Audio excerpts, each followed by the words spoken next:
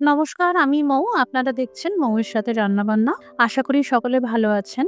যারা বাড়িতেই অতি সহজে স্পেশাল কিছু বানাতে চাইছেন, কোনো রকম ক্রিমের ব্যবহার না করেই বাটার এগ মাসালা অবশ্যই একবার বানিয়ে দেখুন।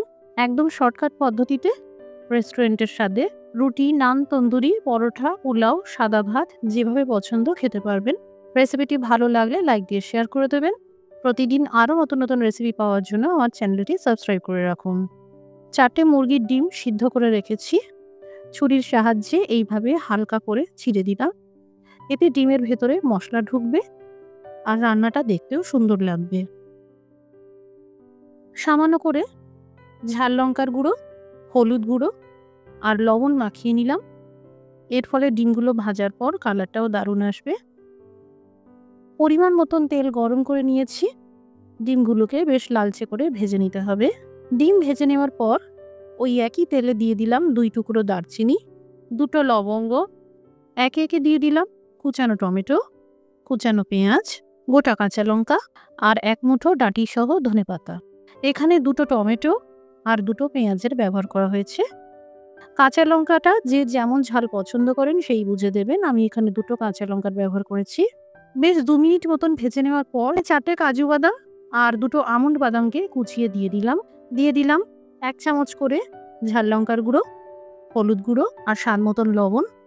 এবার হাই টু মিডিয়াম আঁচে এই সব উপকরণগুলোকে ভালো করে নরম হয়ে আসা পর্যন্ত ভেজে নিতে হবে। ভাজা হয়ে গেলে আঁচটা বন্ধ করে এই মিশ্রণ ঠান্ডা করে নিতে হবে। তারপর মিক্সার জারে দিয়ে ভালো করে বেটে নিতে হবে আর একটা মসৃণ পেস্ট তৈরি করে নিতে হবে। এবার ফ্রাইং প্যানে পুনরায় পরিমাণ মতন তেল গরম করে ফোড়নে ভেজে নিলাম 1/2 চা চামচ গোটা জিরে।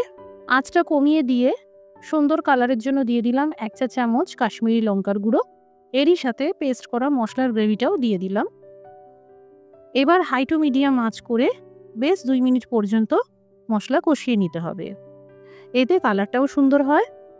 এবার দিয়ে দিলাম 50 গ্রাম মাখন। আবারও ভাজতে থাকবো। এবার দিয়ে দিলাম 2 চামচ আদা রসুনের পেস্ট। মশলা থেকে তেল আলাদা হওয়া পর্যন্ত ভেজে যেতে হবে। যদি ইচ্ছা হয় তাহলে মাখনের পরিমাণটা বাড়াতে পারেন। এবার দিয়ে দিলাম 1/2 কাপ গরম জল, স্বাদ মতন লবণ আর ভাজা ডিম। কম আঁচে ঢেকে 3 থেকে 4 মিনিট রান্না করতে হবে।